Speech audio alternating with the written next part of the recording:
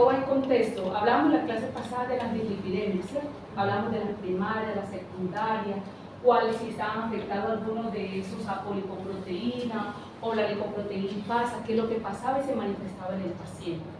Mire que uno de los casos clínicos que les puse en el quiz era la hiperkilomicremia o la hipertrigliceridemia familiar tipo 1, era la misma.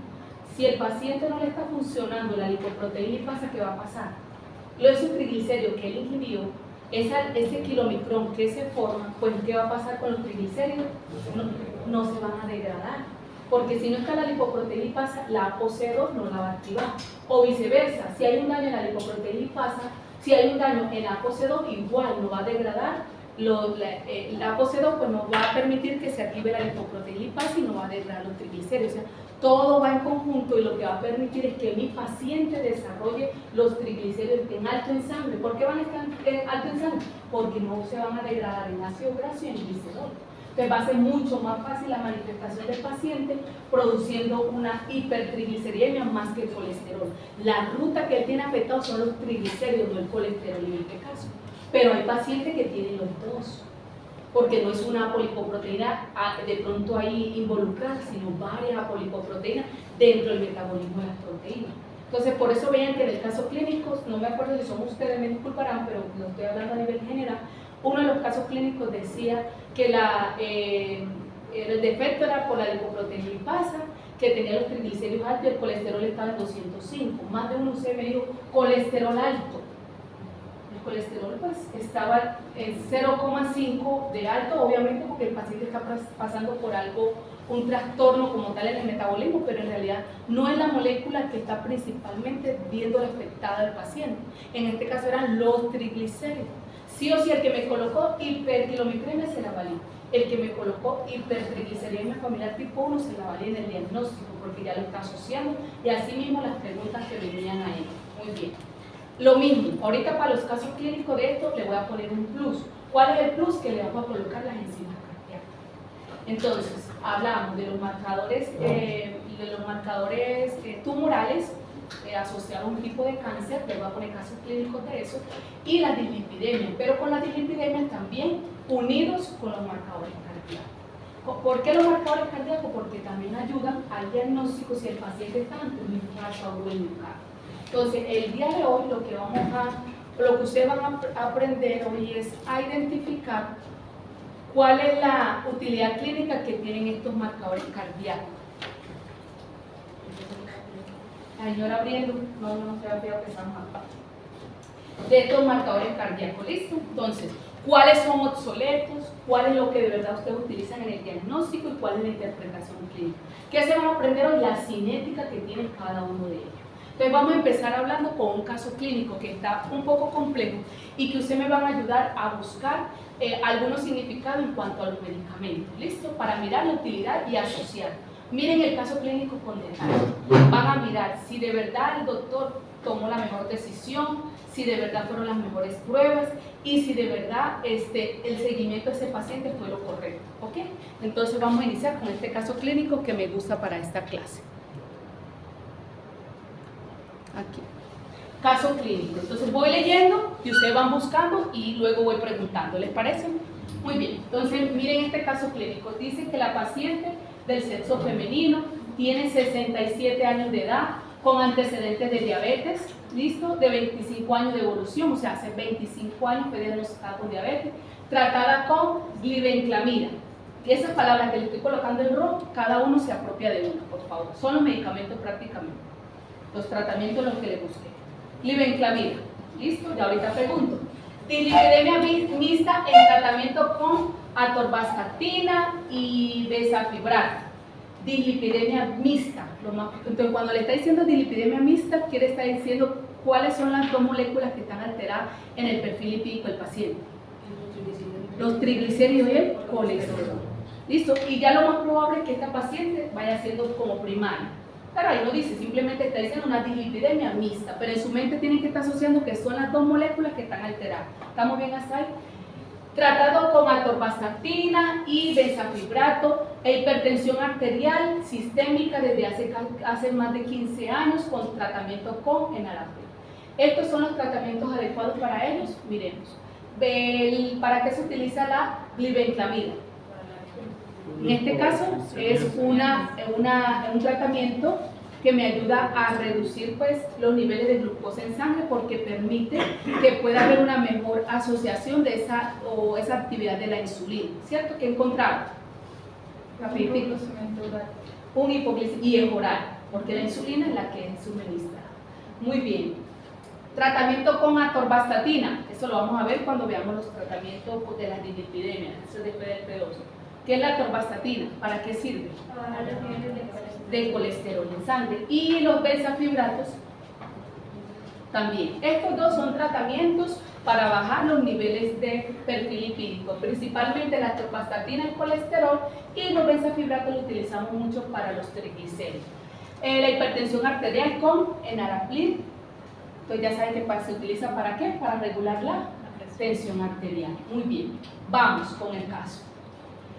El 10 de octubre, vamos con la evolución del paciente para que puedan comprender qué está pasando en el paciente. El 10 de octubre del 2023 acudió a un hospital por presentar un dolor en el pecho de elevada intensidad. Fue atendida por el médico general, quien emitió un diagnóstico de epigastralgia secundaria a ingesta de irritante. ¿Y qué le dio? Omeprazol, metoclopramida y cita abierta a urgencias. ¿Para qué se utiliza el omeprazol y este medicamento? para la gastritis, para el vómito, Reflujo, vómito, gastritis. Porque él ya pensó que el paciente, o asoció que el paciente lo que tenía era un diagnóstico de epigastralgia, ¿sí? Algo gástrico a nivel intestinal. Muy bien. ¿Qué pasó con él? Simplemente lo mandó con estos medicamentos y le dio cita abierta a urgencia. Y ya, ahí paró. Dice, 15 de octubre, ¿cuántos días pasaron? 5 días pasaron. Después de esto, ojo con eso. El 15 de octubre del 2023 buscó atención médica por segunda vez en un hospital público, o sea, fue a otro hospital, el cual fue atendida por otro médico general, totalmente al primero. En el interrogatorio refirió sensación de reflujo, previamente controlada con tratamientos sintomáticos, o sea, los tratamientos que le dieron acá, me imagino que informó eso, con vértigo y náusea asociada. En la exploración física, reportaron signos vitales con una temperatura de 36.5, un pulso de 89 latidos por minuto, una respiración de 28, no se reportó la presión arterial, o sea, no se le midió, se vio consciente, reactiva, con buena hidratación y coloración y, según el doctor, un cardiorrespiratorio normal. Abdomen con ¿qué? Peristasis presente, o sea, normal. Extremidades sin datos patológicos, se reportó una glucosa capilar, o sea que el doctor le tomó una glucosa capilar y se reportó en 158, pero fue una glucosa en cualquier momento del día, porque no sabemos a qué hora fue eso. Se decidió un manejo ambulatorio con medidas higiénico-diabéticas asociado a eso, pero sabemos que es una paciente que es diabética. Le mandaron esto, la citalopram y la flunaricida por 10 días y también aluminio de magnesio y datos de alarma. ¿Esto para qué? Los dos que están acá.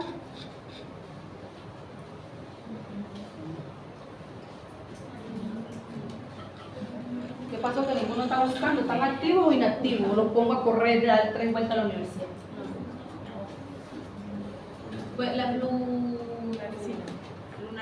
flunaricida acá dice que es un antihistamínico y antivertiginoso.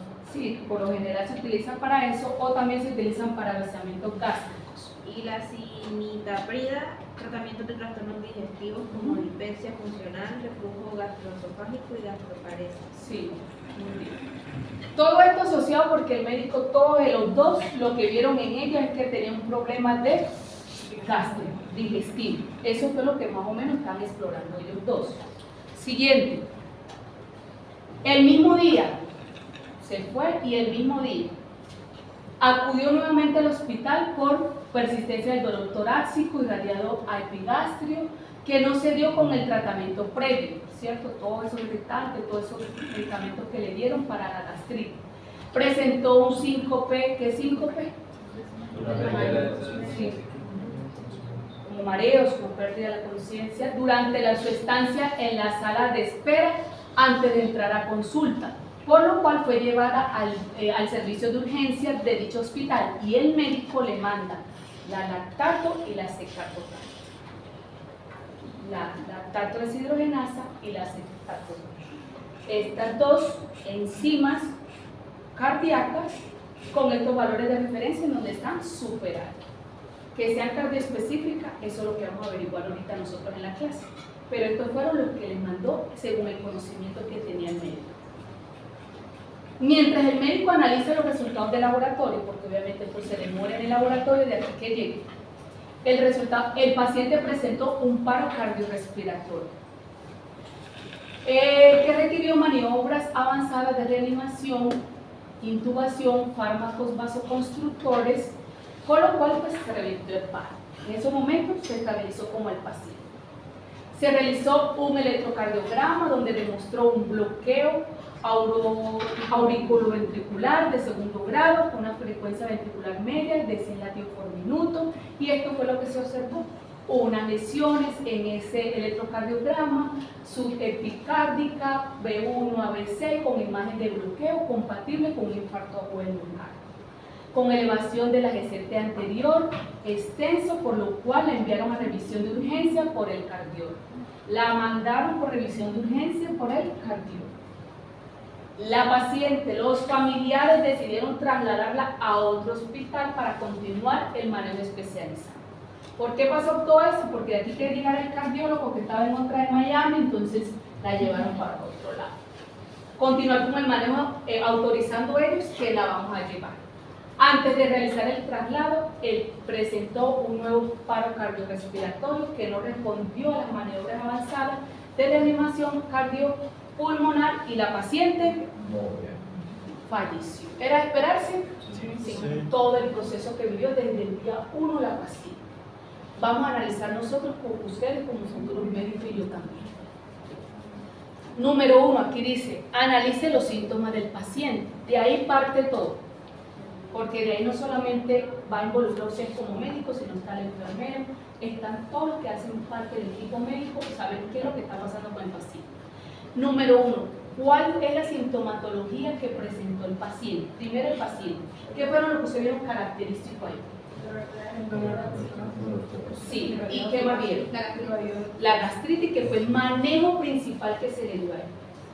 1, y si estamos hablando de un paciente crónico, un paciente con una diabetes que tiene 25 años, estamos hablando de un paciente que tiene una dislipidemia mixta.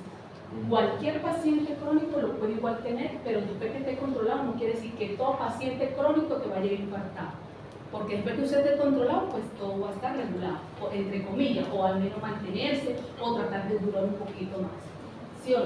Pero el paciente llega con algo característico, es un dolor, y también esa gastritis o ese malestar estomacal.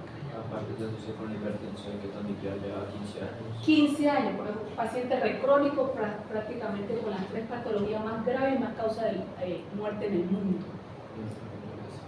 Muy bien. Que estaba tratado con cada uno de los medicamentos correctos, la profilaxis estaba bien. Pero llega, ahora vamos a analizar ustedes. ¿Cuáles son los síntomas característicos de un infarto agudo del miocardio?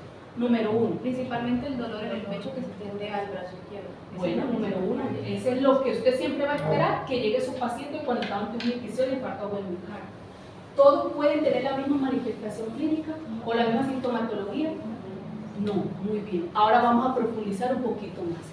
¿Qué otros síntomas es característico, signo de alarma que te está diciendo a ti que el paciente no está infartado? Disnea. Una dificultad respiratoria porque estamos disminuyendo el flujo, pero yo no puedo asociar cualquier cosa, puede ser un problema pulmonar, algo, muy bien. Pero apunte lo que se hace parte a nivel ahí. El reflujo es un síntoma claro. ¿Por qué el reflujo? Urbano, ¿por qué el reflujo?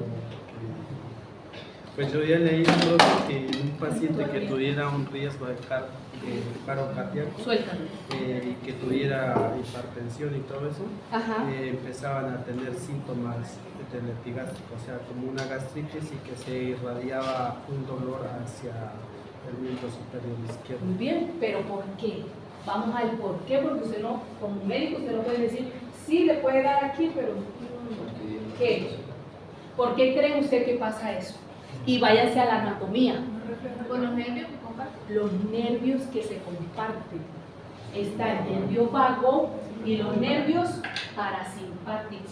El nervio vago, Pedro, y los nervios parasimpáticos se comparten a nivel cardíaco y a nivel visceral. Un paciente con un episodio de infarto agudo del miocardio por eso puede manifestar problemas gástricos, ardor, reflujo, malestar, porque estás infartado, pero lo que está manifestando eso es porque los nervios se comparten, el vago y los parasimpáticos, y hacen que se estimule el sistema simpático y a lo que lleva a que el paciente lleve también ese problema como si fuera gástrico. Y miren que los médicos trataron el problema gástrico y se olvidaron del problema cardíaco. Pero hay otros. Y usted busca el caso clínico y uno dice, en serio, qué guau, profesora, ay, usted no todo le van a llegar como la película. El dolor torácico que se irradia hacia el brazo izquierdo y qué tal, no todo le llega a eso. A veces son signos de alarma que le están presentando ya con tiempito, 2 días, 3 días atrás. Dolor mandibular. Eso lo compartió un cardiólogo en un congreso. Dolor. Un paciente que te diga a ti que lleva 3 días con dolor mandibular, para el problema se está infartando. Todo el mundo quedó así, ¿qué, doctor? Todo el mundo buscando información. Claro, todo va porque comparten los nervios, todo va hacia eso, a la anatomía. Miren la anatomía que se irriga. Lo que pasa es que se manifiesta porque cuando un paciente está infartado, las válvulas cardíacas disminuye el flujo sanguíneo y se trata de manifestar donde llegan de último o donde más se manifiesta la disminución de ese flujo de oxígeno. Por ejemplo, comienzan los pacientes con hormigueo. Tiene lógica. Sí, porque no se le da suficiente sangre a las partes del cuerpo. Entonces, aquí a nivel mandibular, ¿por qué eso? El paciente no nos decía a la familia, obviamente de pronto tenía las otras sintomatologías, pero para él no le parecía extraño porque de pronto trabajaba en el campo y etcétera, no le prestaba atención. Pero lo único que le decía a la familia era que él tenía un dolor mandibular.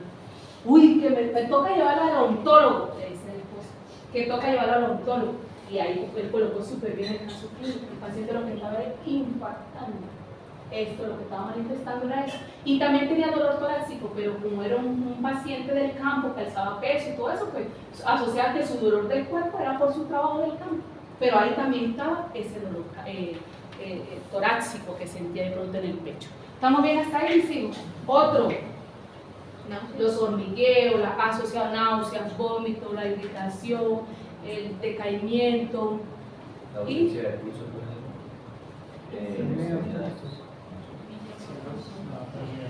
no, ya ahí sí ya sería el caso ya más grave. Los mareos, los desmayos, falta de oxígeno, sí, bueno. Pero esos dos se los quería manifestar ahí. Vamos por acá. Seguimos. Ahora aquí, esa vaina de que se va para el otro y la mandan para la casa. Es ahí donde él tenía que tenerla en control, ahí en el hospital. A nadie se puede mandar, más si un paciente es crónico. No se puede mandar para la casa. Muy bien. Luego va otra vez y miren esas dos pruebas que están ahí. Lactato deshidrogenasa y la seca total. ¿Fue la mejor elección que tuvo el médico? No fue la mejor elección. Te vas a dar cuenta porque la lactato deshidrogenasa y la seca total está mandada a recoger para el diagnóstico de infarto agudo del miocardio.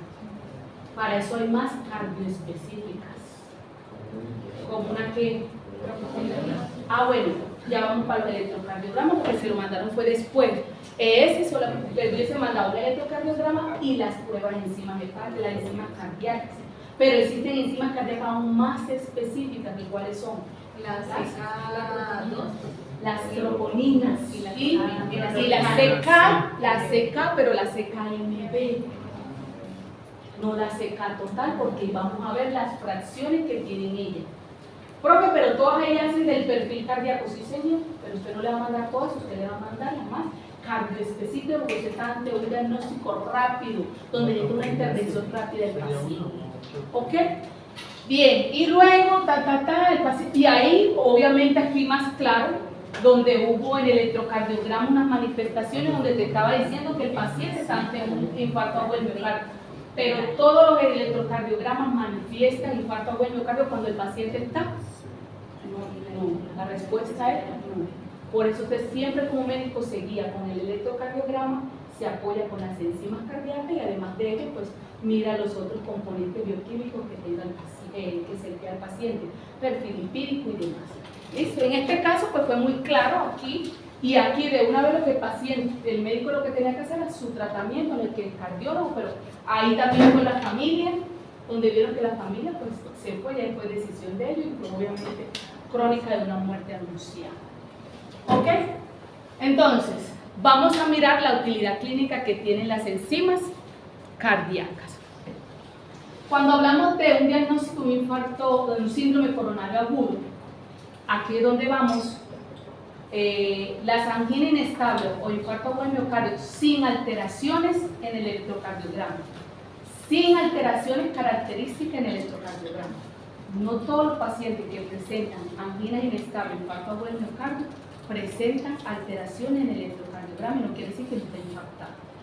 Ahora, en el infarto agudo del miocardio con los electrocardiogramas característicos de un infarto agudo del miocardio, aproximadamente el 20% de los casos.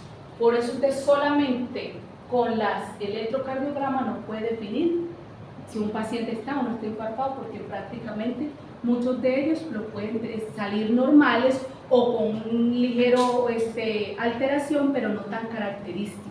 Entonces, por eso ustedes tienen que ayudar con las enzimas cardíacas. Deja entrar ese individuo allá a que llora, se puso de frente a él. Ya sabéis que te bajo en el parcial. Entra. Entra. En la clase pasada miramos esta imagen, otra imagen, pero más o menos miramos lo que hace entre ellos el perfil lipídico o ese aumento de esas LDL oxidadas para formar esas células escumosas y para formar la arteriosclerosis, ¿cierto?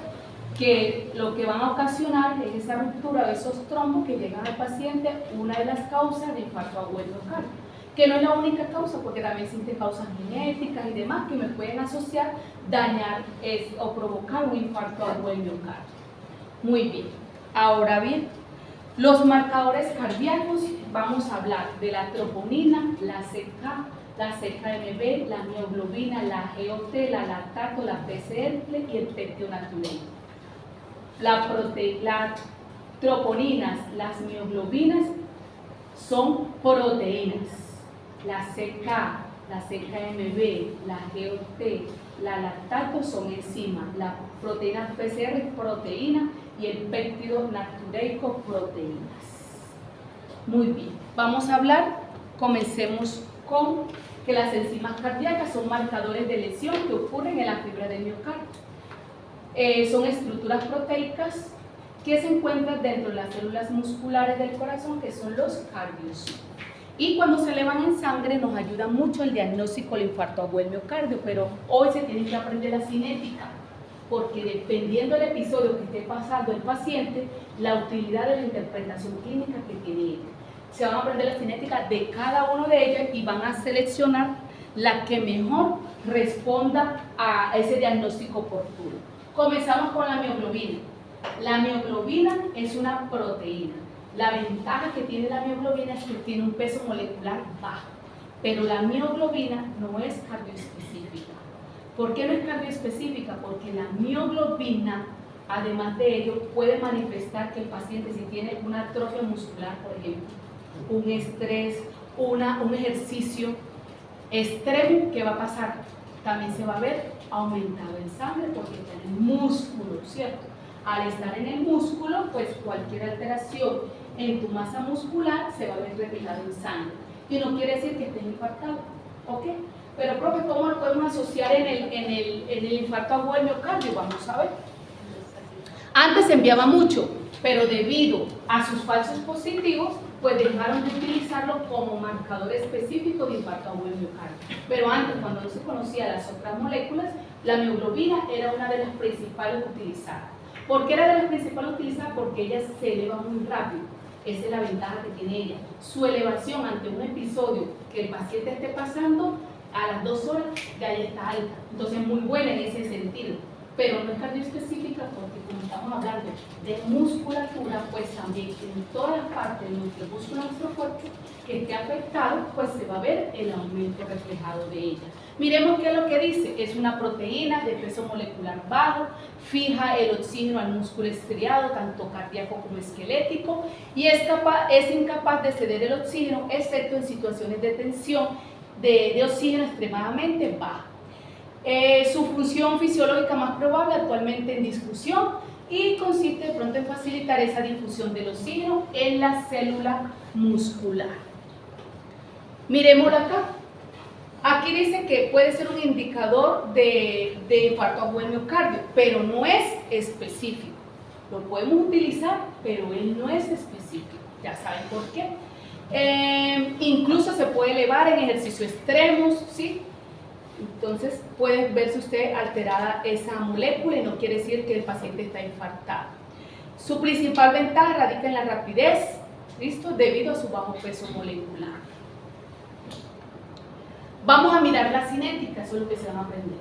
La cinética de la mioglobina en un infarto agudo del miocardio se comporta de la siguiente manera. Es una molécula que se eleva en sangre en las primeras 2 a 3 horas, iniciado el episodio de infarto agudo del miocardio.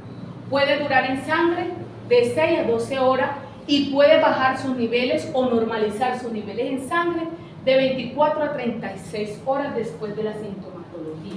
Si un paciente a ti te llega diciendo que ha sentido un dolor en el pecho, una disnea desde hace 5 días, ¿la mioglobina te va a servir?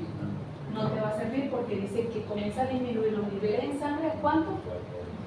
A las 24 a las 36 horas. Partiendo de ahí que ya tú tienes que saber que en ese momento no te sirve la mioglobina. ¿Estamos claros ahí? Iniciándolo sí, sin tener en cuenta que el paciente no tenga otras condiciones crónicas, porque si no, puede ser un falso positivo. Se elimina con rapidez por la orina, siendo captada en el análisis clínico de las tiras de bioquímica, o sea, cuando introduzco la tira de orina, si está la mioglobina puede marcarme porque se elimina por la orina. Facilita también la detección en una reactiva de infarto, recidivia de infarto, o sea que vuelve el paciente a presentar el episodio, aunque los niveles ascienden rápidamente. Por lo tanto, es útil para la monitorización de la evolución de la lesión cardíaca. O sea, si vuelve y le da al paciente el episodio rápidamente, la puede medir porque ella rápidamente se eleva en sangre. Su funcionalidad está en su elevación rápida. ¿Ok? Claro está ahí la mioglobina, que es una proteína. Aquí están los valores de referencia, aproximadamente 85 a 90 nanogramos sobre mililitro, y no es un indicador específico de daño en miocardio. Troponinas, que es otra proteína. Las troponinas, como tal, las troponinas, un complejo proteico de la regulación de la función contráctil del músculo estriado. Sus 3 componentes polipeptídicos son 3. Está la C, la I y la T. La C, la que se fija ahí, calcio. La I es la inhibidora del complejo troponina, la tropomiosina. Y la T es la que une ese complejo troponina a la tropomiosina para que se dé esa contracción muscular.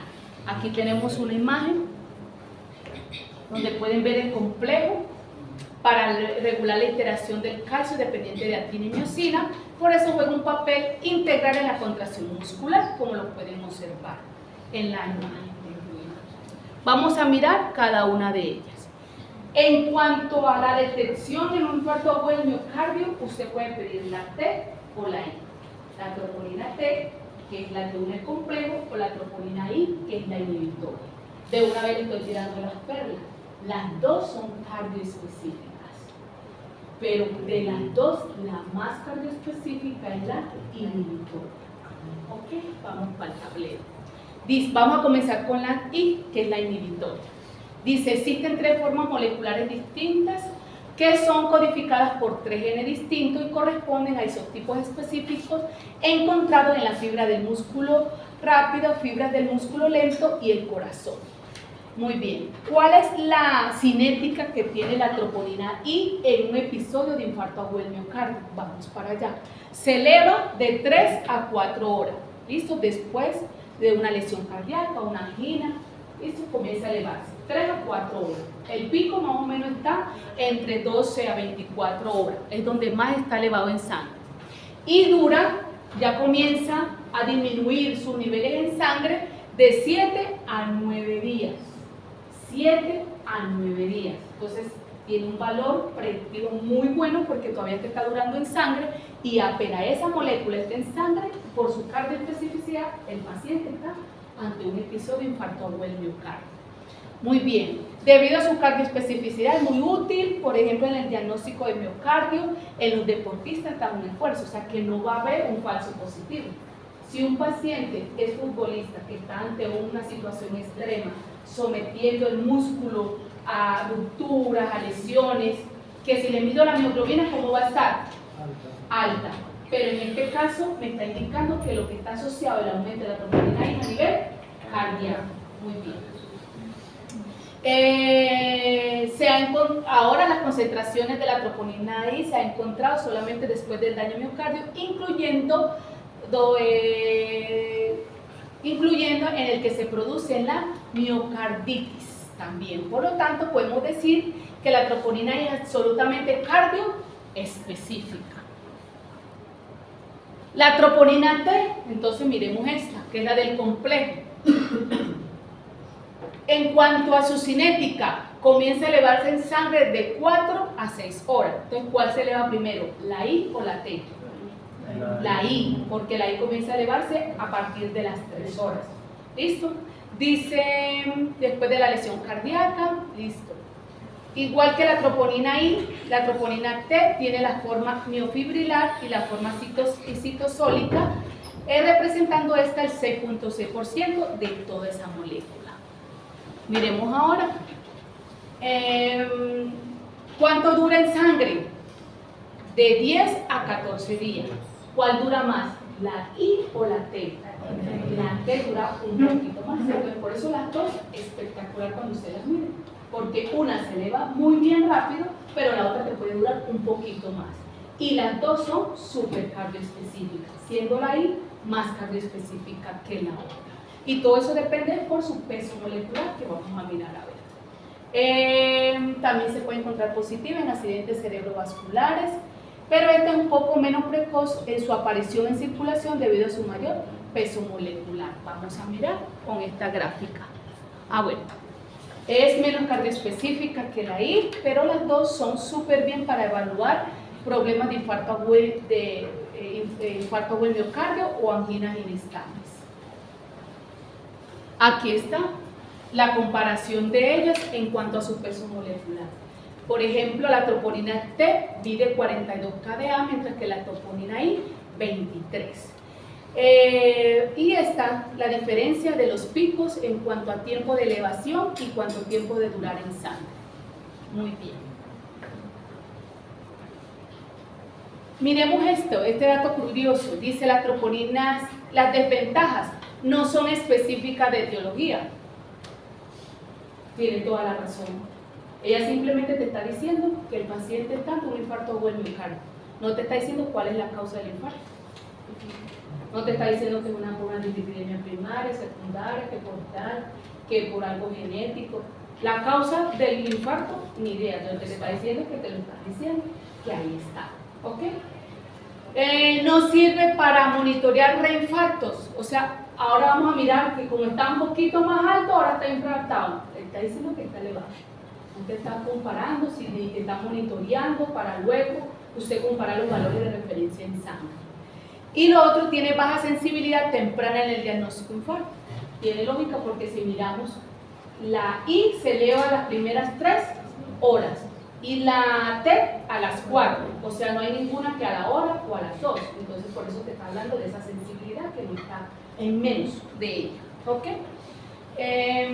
Dice que la sensibilidad de la troponina T es del 50% dentro de las 4 horas del inicio del dolor precordial y 75% a las 6 horas y un 6% a las 12 horas, donde te está diciendo que el pico de elevación más alta de estas dos moléculas es a las 12 horas. 12 horas un paciente con episodio de infarto agudo miocardio donde esas troponinas están en su pico más alto de elevación en cuanto a sus valores de referencia. ¿Estamos claros hasta ahí? Muy bien. Ahora, les traje esto de casualidad que estaba dando con los chicos el viernes, que estaba viendo enzimas cardíacas en el laboratorio, con los de bacteriología, y me escondí una, en donde van a observar aquí, no es creo que el algodón que va acá para protegerlo. Esta es una prueba rápida, es una prueba inmunocromatográfica de reacción antígeno-anticuerpo. Yo no estoy cuantificando la molécula ni de la troponina IT, lo que estoy mirando si en esta reacción está elevada según las concentraciones que yo tengo acá. Entonces, estas son las pruebas que se utilizan en urgencias, por ejemplo. ¿Por qué? De aquí que llegó el paciente con un episodio característico, una sintomatología, usted ya sabe que le va a matar la troponina.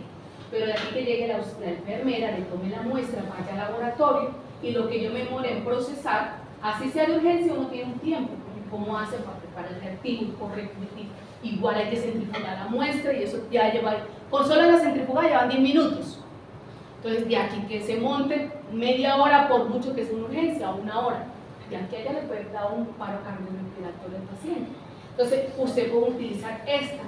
Esta es una troponina I, simplemente una reacción antígeno-anticuerpo, que si el paciente tiene esa molécula que es elevada en sangre, inmediatamente la va a detectar porque tiene una buena sensibilidad.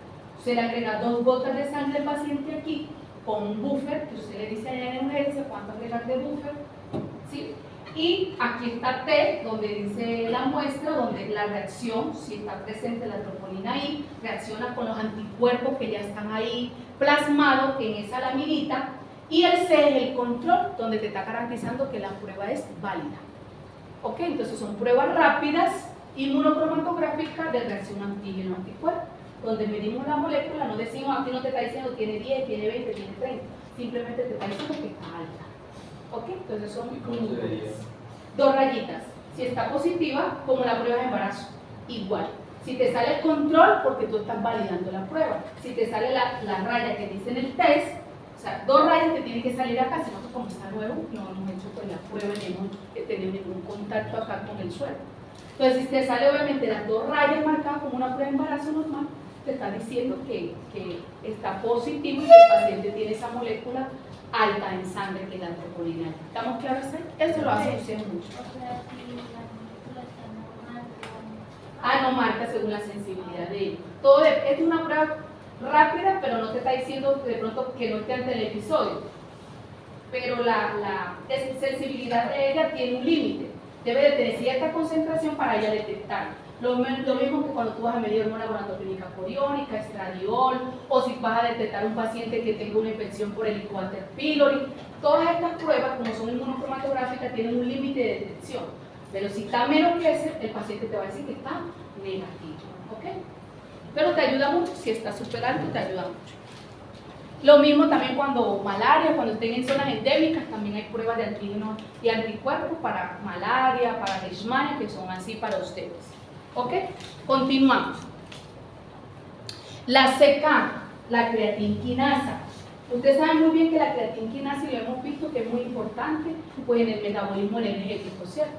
La creatinquinasa como tal, hablamos de que son enzimas, ¿no? Y catalizan la fosforilación reversible de la creatina por adenosintrifosfato, el famoso ATP. Por eso es importante esta enzima en el proceso de nuestro metabolismo energético. Entonces, tiene 3 isoformas muy importantes, que es la 1, la 2 y la 3, y cada uno señaladas o con una nomenclatura específica según donde más se encuentra en el órgano. Entonces, miremos acá. La CK3, que está representada como la CKMM, músculo-músculo, específicamente se encuentra en el músculo esquelético. La CKBB, brain, que es cerebro, que es la CK1, se encuentra principalmente a nivel cerebral, igual está en próstata y tracto gastrointestinal. Y la CK-MM, que es la misma CK2, ¿dónde es? En el tejido cardíaco. Es donde estas moléculas se ven más expresadas en esos órganos. Entonces, al estar más expresadas en esos órganos, te ayudan a ti cuando el paciente, por ejemplo, está ante un infarto del miocardio, la CK es la más, CK-MB es la más cardio específica. ¿Qué hizo el médico del caso clínico? ¿Cuál mandó? La total. Él está midiendo tanto músculo esquelético, cerebro y corazón. No sabemos qué tanta especificidad hay bien. Obviamente ahí disminuye la especificidad. Porque si el problema tiene un problema algo en el músculo esquelético a nivel o gastrointestinal, pues va a estar elevada y no quiere decir que el paciente está ante un infarto agudo miocardio. Pero si selecciona uno la CK-MB, ahí yo estoy haciendo un poco más específico en la detección de la condición de mi paciente. ¿Claro está ahí? Muy bien. Miremos la cinética de la CK total y la vamos a comparar con la CK-MB, ¿les parece? Entonces, el papel fisiológico que cumple la CK, bueno, ya, la creatinquinasa, es el componente fosforilado del músculo, es la fosfocreatina, y que está aproximadamente unas 8 veces sobre el exceso, sobre el ATP.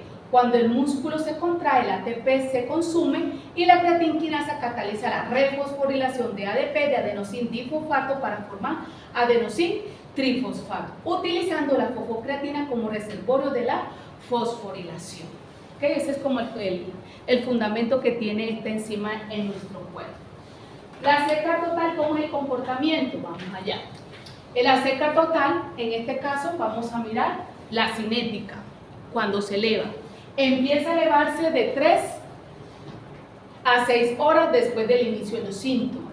Su pico máximo hablamos de 18 a 30 horas y comienza a descender su nivel de tercer al cuarto día. Esa es la CK total, ¿ok? Pero en este caso asociándola a un infarto agudo del miocardio. Los valores de referencia, aquí tenemos entre mujeres y hombres. Las mujeres 190 unidades sobre litro en hombres y 166 en mujeres. Ahora, eso ya lo vimos, las fracciones que tienen cada una de ellas. Y vamos con la CK-MB. ¿Cómo es la cinética de la CK-MB? Aquí se las presento. Esta comienza a elevarse en sangre de 3 a 6 horas. Su pico máximo de 12 a 24 horas y puede permanecer en sangre de 48 a 72 horas. ¿Cuál dura más, la CK total o la CK-MB? La CK total, porque la total puede durar de 72 a 96, mientras que la CK-MB dura hasta 72 horas, ya comienza a disminuir sus niveles en sangre. Pero la CK-MB posee buena especificidad de órgano, aunque no sea absoluta. Y ha sido el marcador de lesión para el diagnóstico de infarto agudo del miocardio durante muchos años. Muy bien. Continuamos. Entonces nos quedó claro el papel de la mioglobina, nos quedó claro el papel de las troponinas y ahora nos queda claro el papel de la CK, en este caso la CK-MB, en el papel tan fundamental del diagnóstico de un infarto agudo del miocardio. Continuamos. Ya tanto que continuamos. Aquí ya nos dicen algunas otras consideraciones donde la CK también se pueden ver elevado en sangre, traumatismo en el músculo esquelético, en enfermedades degenerativas inflamatorias o en un hipotiroidismo, ¿listo? En cirugías cardíacas, miocarditis, donde también podemos ver el aumento de ella, por eso no es absoluta su especificidad. Otra imagen donde está la comparación de las 3 unidades, la CKBB, la CKMB y las CKMM, las 3 isoformas de la creatinquinasa. Muy bien. Otra característica, su especificidad más del 85%. Y la CKMB tiene un fuerte valor predictivo negativo, a modo que luego de las 24 horas, si no se ven aumentados, se descarta infarto agudo del miocardio. O sea, súper bien. ¿Qué quiere decir eso? Llegó el paciente con un síntoma característico, pero no más tener CKMB en el laboratorio, pues déjalo en observación. ¿Cuánto duró ya? 12 horas ahí? La CKMB todavía sigue dentro de los valores normales. Entonces no, está ante un infarto agudo del miocardio. ¿sí? Pero usted lo tiene en observación a su paciente. Muy bien. Lactato deshidrogenasa, y nos vamos activando. Lactato deshidrogenasa, ya saben que es la enzima convertidora de ¿qué? De piruvato a lactato. Entonces, una enzima mitocondrial o citosólica. De piruvato a lactato, ¿en qué parte de la célula se da eso? Citosol. Entonces, esa enzima es citosólica. ¿Está claro ahí? Porque es la que me va a permitir esa conversión de piruvato a lactato. Esta enzima, pues ya sabemos que tiene un peso molecular de 140.000 Dalton y tiene 4 unidades polipeptídicas de tipo H y de tipo M. M muscular y H de Herd, que es corazón. O sea, tiene 4 proteínas polipeptídicas, pero de 2 formas. ¿Por qué le estoy diciendo esto? Porque partiendo de esto, ustedes también van a conocer cuál es la más específica para mirar infarto agudo del miocardio. Está presente, obvio, en todas las células de nuestro cuerpo, pero se ve más reflejado en ciertos órganos, ¿cierto? Miremos la composición de ella. Con esta tabla les explico todo lo que quiero llegar. De piruvato a lactato a través de la enzima lactato deshidrogenasa. ¿Cuántas moléculas polipeptídicas tienen? 4, constituidas como H y M. ¿Listo? Por ejemplo, la lactato. ¿Y tiene cuántas isoformas? 5.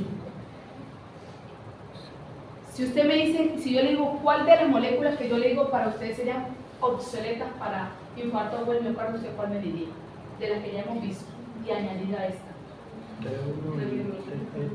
La mioglobina, listo. Para el La miocardio. troponina C. ¿La qué? La C, la troponina C. La que es del cáncer, esa no. No, igual esa no se mide. Por eso. Esa no, igual no la medimos. Ajá, ¿cuál más? La seca total. O bueno, en este caso total, ¿sí? Para diferenciar las otras. O no voy a mandar una seca bebé, nada de eso. Pero igual la seca bebé no se envía para infarto agudo del miocardio. Usted manda la seca total o la seca MB. ¿Ok? Pero la seca total usted no la toca ahí. Muy bien. Entonces, de las que hemos visto, quitaría la mioglobina y quitaría la seca total. Y aparte la lactato deshidrogenasa. Si un paciente tiene una gripe aviar, lo más probable es que se pueda alterar la lactato deshidrogenasa. Una sepsis, una patología crónica que tenía la paciente, obviamente la seca total, y además si tiene una acidosis metabólica, obviamente aún más. Si hago entender, o sea, no es de diagnóstico para nada de ninguna patología. Pero, profe, entonces, ¿por qué usted lo relaciona con la acción? Porque son de las enzimas que nos pueden ayudar o se utilizaban de pronto en su época antes, cuando no se conocía la utilidad de la troponina y en un infarto agudo del miocardio. Pero tienen que reaccionar cuál de ellas se puede expresar en el músculo cardíaco, que es lo que yo quiero.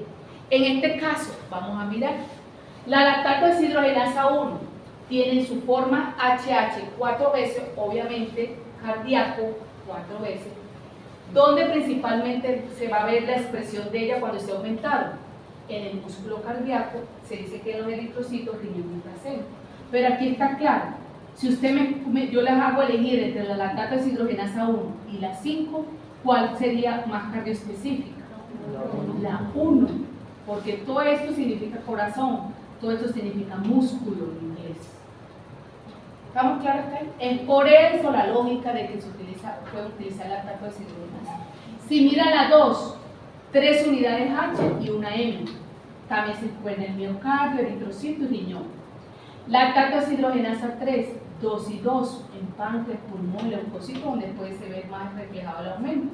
Pero no quiere decir que en el miocardio, en la otra tampoco, pero es donde más de pronto se ve reflejado el aumento de ella. Lactato deshidrogenasa 4, 4M y una H, hígado, músculo esquelético. Y esta ni se diga, hígado y músculo esquelético. ¿Estamos claros que hay? La 1 y la 2 son más cardioespecíficas y entre las 2, la 1. ¿Claro que hay? Muy bien. Activos conmigo, mis hijos.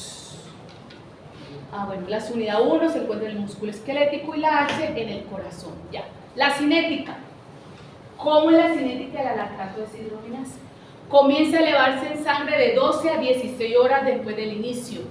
O sea, su elevación, a comparación de la que hemos visto anteriormente, su elevación es tardía. O sea, a las 12 horas es que comienza a elevarse.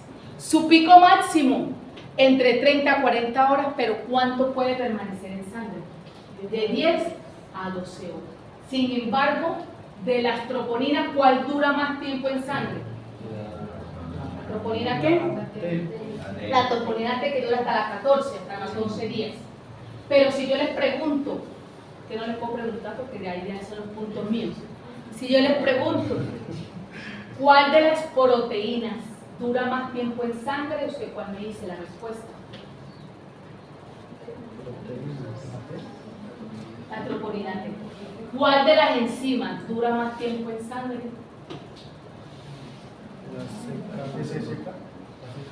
La seca dura, si no estoy mal, 72 horas la máxima, que es la total. ¿Cuál de las enzimas dura más tiempo en sangre? De 12 a de 10 a 12 días. Te estoy preguntando encima. No te estoy preguntando si es específica o no te estoy específica. Tú primero te preguntas enzimas cardíacas que puede durar. ¿Ok? Bien. GOT, estoy tirando las perlas. GOT, ya lo vimos. Creo que la GOT simplemente repaso. ¿Dónde vimos la GOT? Hígado, donde vimos las transaminasas y también un poquito en proteína, pero la alanina.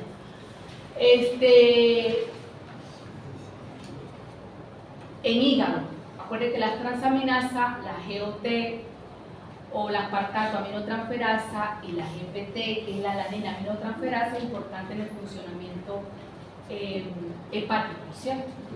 Pero la GOT, ahí está la clave. La GOT también se puede utilizar para evaluar función cardíaca, pero también es opcional. Nadie manda una GOT para cardíaco. El doctor que lo vean haciendo ese corroncho, pero desde el conocimiento él tiene razón, o sea, él sabe lo que está haciendo, porque para eso ve esto, porque si no, ¿cómo? Pero uno sabe que tiene que ser, entre más específico usted sea en el diagnóstico, pues mucho mejor. No voy a mandar una GOT en vez de una troponina. Entonces voy con la GOT porque es importante evaluar. Recordamos que la GOT es una enzima que se encuentra en qué parte de las células, o en qué parte donde se pueden expresar más.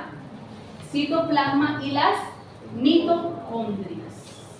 En este caso, la GOT se expresa más en hígado, corazón y músculo esquelético, principalmente.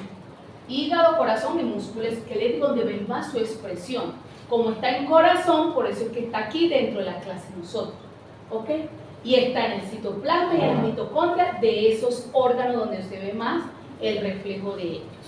Entonces, ¿cómo es la cinética en un infarto agudo del miocardio? Vemos que se eleva de 6 a 8 horas después del comienzo de los síntomas. Su pico máximo de 18 a 24 horas y vuelve a normalizar sus valores de 4 a 5 días si el paciente está en un episodio de infarto agudo del miocardio. Así se comporta la GOT. ¿Ok? Muy bien. Se debe abandonar el uso de la AST o la misma GOT como marcador de lesión cardíaca, por lo que también se encuentra en otros órganos. Igual que la CK, mira aquí está. No presenta ventajas sobre la CK total y sobre ellas no son específicas para miocardio y no aparecen en la circulación de forma muy precoz. Aquí está su ejemplo final de la mioglobina, de la troponina I, la troponina G, la lactato, la CK total y la CKM1. Para ustedes, cuando se eleva su pico máximo, que es donde están las concentraciones más altas de mi paciente, y cuándo es su utilidad en cuanto a tiempo de duración en sangre. Muy bien. Continuamos. Les doy dos de más y con esta nos vamos para que relajen el cerebro y el polvo. Ella sí me entendió que era el polvo. Las PCR y la péptido natriurético. Nos faltan esas dos proteínas que a veces ustedes lo piden como complemento al diagnóstico que ustedes están haciendo. Por ejemplo, les voy a dar un caso en la vida real. Paciente crónico que llega con alguna sintomatología característica. ¿Qué nos llega a nosotros al laboratorio? Para nosotros saber para dónde va el médico. Nos llega la troponina I, la troponina T, la CKMB y después también mando una PCR. Ya nosotros vamos a propender al paciente, el médico. Va para un diagnóstico de infarto agudo del miocardio, claro está ahí, pero manda una PCR para mirar el monitoreo del paciente luego de el tratamiento, de lo que él está haciendo allá en urgencia o de lo que ya le mandó a la casa para el seguimiento de mi paciente. Le mando una proteína C reactiva. La proteína C reactiva simplemente es una proteína que me va a permitir a mí si el paciente está ante un proceso infeccioso o inflamatorio. No te está diciendo ni el nombre de la enfermedad, ni yo no sé qué, nada. Simplemente se refleja en sangre en qué. Es una globulina que no se encuentra en situación normal en el plasma y al encontrarse activa el sistema del complemento y modula la función fagocítica de las células inflamatorias. Refleja inflamación relacionada con un proceso como aterosclerótico, porque obviamente si un paciente está ante un infarto agudo del miocardio ocasionado por una placa ateromatosa, es un proceso inflamatorio que está pasando en el paciente. Entonces, ¿qué va a pasar con la PCR en sangre? Se va a ver aumentada. Entonces, ustedes lo pueden utilizar no como diagnóstico de infarto agudo del miocardio, sino como ayuda en el control del pronóstico. Entonces, ¿por qué? Porque se puede ver alterada esta en cualquier situación de mi paciente en proceso infeccioso o inflamatorio. Cualquier bacteria que me va a generar alteración del sistema inmune, ¿cierto? Liberación de mis células, va a hacer que también esta globulina se ve reflejada o aumentada en sangre. Entonces, por eso no es una prueba de diagnóstico, sino le ayudo como pronóstico. Dice que en el infarto agudo del miocardio comienza a elevarse 6 horas después del infarto y puede producir un pico de 24 a 48 horas. ¿Qué ven aquí que no vieron en el otro cuando les expliqué la cinética de las moléculas cardíacas? ¿Qué ven aquí que no ven igual a los otros? ¿Qué les falta acá? El descenso. No hay descenso en este caso, porque no sabemos el comportamiento de esa molécula en paciente con infarto agudo del miocardio para saber que va a descender o no. Entonces, por eso, valores muy elevados indican mal pronóstico en las siguientes horas o días. También yo esperaría que cuando yo mida la proteína C reactiva nuevamente, después de seguir tratando a mi paciente, que esté descendiendo para decir que está funcionando el tratamiento. Entonces, más que todo me ayuda a eso. Lo mismo cuando un paciente llega con una neumonía, que un niño llegó con una sepsis, usted manda la PCR, pero la PCR lo que le está ayudando es a mirar la evolución o la adaptación a ese tratamiento a mi paciente, por eso se manda una PCR. Bien, continuamos con el último, el péptido natriureico tipo B. En este caso, ese péptido natriureico plasmático tipo B es liberado por los ventrículos cardíacos en respuesta de un aumento del estiramiento de la pared y de la carga del volumen, y se ha utilizado para excluir o identificar insuficiencias cardíacas congestivas, en este caso, en pacientes ingresados a urgencia por disnea. En el edema del pulmón abrupto, la concentración de este péptido natriureico puede permanecer normal en el momento del ingreso.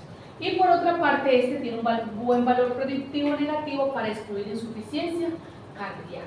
Pero existen varias situaciones donde pueden afectar la concentración de este péptido natriureico, incluida insuficiencia renal y septicemia. Esta casi no la mandan para infarto agudo del miocardio, sino exclusivamente para insuficiencias cardíacas como congestivas. Puede utilizarse. Y ya se confirma la presencia de insuficiencia cardíaca aguda con la elevación del péptido natriureico específicamente. Y no se ha establecido actualmente, pues tampoco es como el papel tan exacto que tiene en este caso, infarto agudo del miocardio. Aquí está una tabla final, ya no va más, del marcador, en qué consiste en el órgano tisular principalmente, la causa del aumento, el tiempo que dura en aumentar, el tiempo en normalizarse, aquí no está el valor del pico máximo, que debería yo colocarlo acá, y algunas causas asociadas a la alteración de ella. Y listo. Y en los últimos años se ha dado mucha importancia en el laboratorio para el infarto agudo del miocardio, ya que los electrocardiogramas no todos te están entregando el daño. Entonces necesitas ayudas con pruebas enzimáticas. En este caso, un perfil cardíaco. Y listo. ¿Cuándo mandamos las pruebas? ¿Cuándo se pueden enviar esas pruebas bioquímicas para el infarto o el miocardio? Cuando se sospecha de infarto sin alteraciones del electrocardiograma, cuando el electrocardiograma no es específico, estudios de reinfarto, daño postquirúrgico, evaluación y monitoreo de las terapias, o para el pronóstico al relacionar los niveles séricos con el tamaño de la lesión. Para eso es la utilidad clínica que pueden utilizar ustedes estos marcadores bioquímicos. Y listo, mis hijos. No, ya se los hice la vez pasada con el otro. Voy a dejar este para otro, en otro momento. ¿Listo?